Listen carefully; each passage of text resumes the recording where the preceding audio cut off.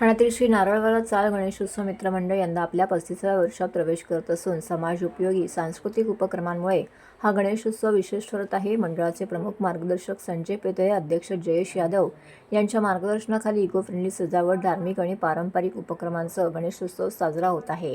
गणेशोत्सवाच्या सुरुवातीला 3 सप्टेंबर रोजी मंडळाच्या वतीने आयोजित फ्री मेडिकल कॅम्पमध्ये तब्बल 350 नागरिकांनी तपासण्या करून घेतल्या। या कॅम्पमध्ये 15 प्रकारच्या तपासण्या करण्यात आल्या।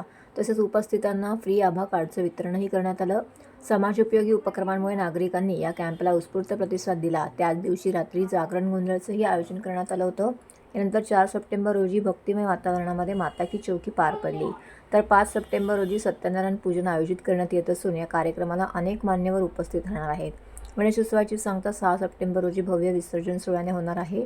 इको फ्रेंडली सजावट, सांस्कृतिक कार्यक्रम आणि धार्मिक उपक्रमांच्या माध्यमातून नारळवाला चाळ गणेशोत्सव मित्रमंडळाने समाजात सकारात्मक संदेश देत 35व्या वर्षाचा गणेशोत्सव साजरा केला आहे। माझं नाव हेमंत बिडवई।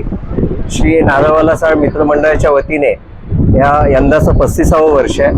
अध्यक्ष श्री जयेश बबन यादव, अमोल बबन यादव, कार्यकर्ते जे आहेत योगेश कासार आणि आमचे मामा आणि आमचे जे प्रमुख सल्लागार आहेत ते संजय पितळे साहेब, या नारळवाला चाळ मित्रमंडळाच्या माध्यमातून दरवर्षी वेगवेगळ्या उपक्रमांची रेलचेल चालूच असते। तर यावर्षी आम्ही आरोग्य शिबिराचं नियोजन केलं होतं।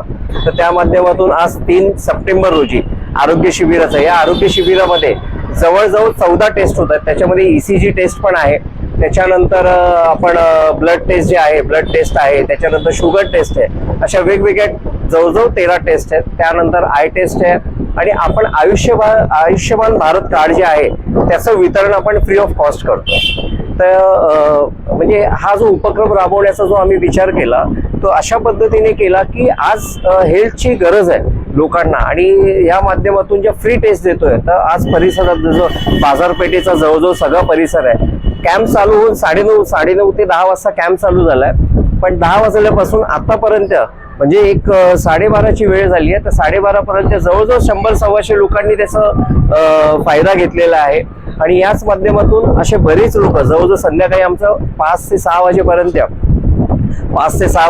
जवळजवळ 600 लोकांचं टार्गेट आहे। 600 लोक या कॅम्पच्या माध्यमातून या आरोग्य शिबिराचा फायदा घेतील।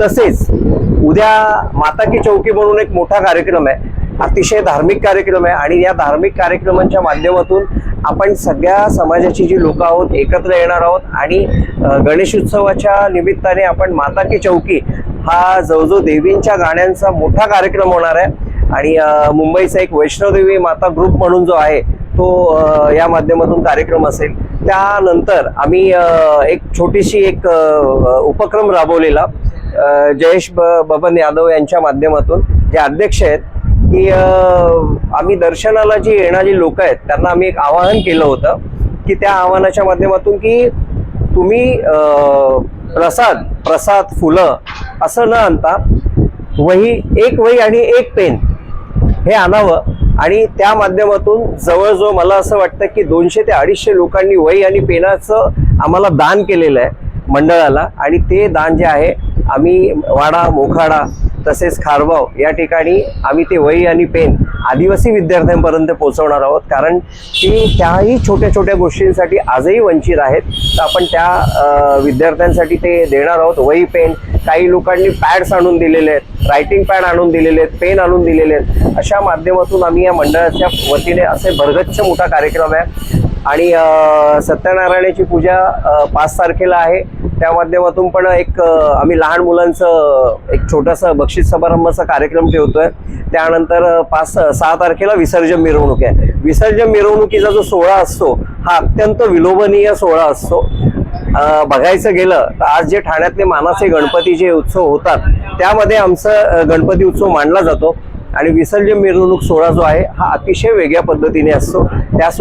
त्यासाठी सुद्धा तुम्ही तो बघण्यासाठी यावात आणि मी सगळ्या ठाणेकरांना विनंती करतो की विसर्जन मिरवणूक सोहळा जो आहे तो प्लीज तुम्ही एकदा बघण्यासाठी यावा, कारण तो अतिशय वेगळ्या पद्धतीचा असतो।